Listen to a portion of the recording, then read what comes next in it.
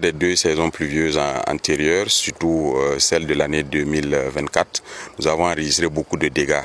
Suite bien sûr au fait que la route ait été submergée, également que des villages aient été atteints, engendrant bien sûr des déplacements de population, mais également des pertes en troupeaux pour ces populations. Et nous avons donc reçu pour instruction de la part de son Excellence le Président du Faso de faire en sorte que lors de cette campagne humide, il ne puisse plus avoir de telles situations. L'Office national des barrages et des aménagements hydro-agricoles ayant été créé avec pour vocation de faire en sorte d'accroître la ressource en eau au niveau national à travers la réhabilitation des retenues d'eau et également la réalisation de nouvelles retenues d'eau.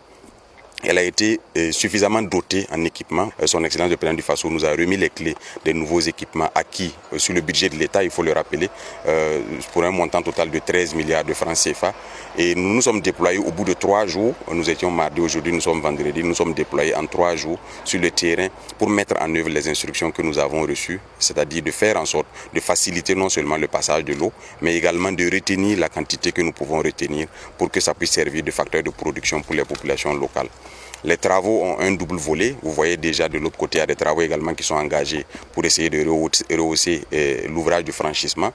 Mais les travaux qui concernent l'ONBA consistent à faire en sorte de récalibrer le cours d'eau sur 4000 mètres environ, et en amont comme en aval, pour faciliter le coulement de l'eau, mais également de réaliser de petites retenues d'eau sur les bras pour faire en sorte que les populations puissent avoir de l'eau en campagne sèche pour produire. Nous avons félicité bien sûr les responsables de l'ONBA pour cette diligence. C'est ce que nous attendons de la part des différents responsables, pour cette diligence dans le déploiement.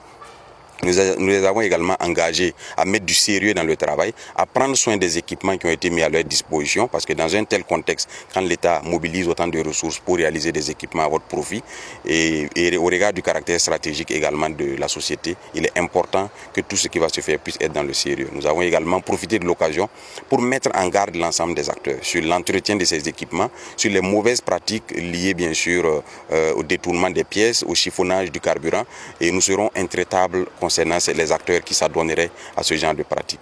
Nous avons également invité les populations locales à s'impliquer dans le projet, parce que c'est un projet à leur profit, et je suis déjà heureux d'entendre ce matin qu'elles sont impliquées pour l'abattage des arbres qui seront impactés par le projet, mais également elles doivent constituer les yeux et les oreilles de l'ensemble des acteurs qui vont intervenir sur ce projet. Elles doivent également s'impliquer en termes de main-d'œuvre, elles doivent également veiller à faciliter le travail des acteurs qui sont impliqués dans le projet. Nous avons également évalué les coûts de ces travaux lorsqu'elles seraient réalisées en régie par l'ONBA.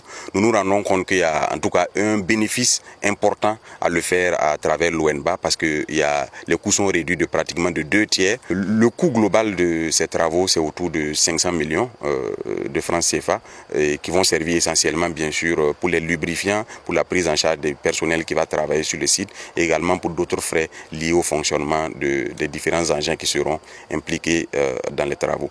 La durée est prévue pour 3 mois. Mais nous avons demandé au DG de mettre tout en œuvre pour que en fin mai, nous puissions avoir les travaux achevés pour que les premières pluies ne nous surprennent pas.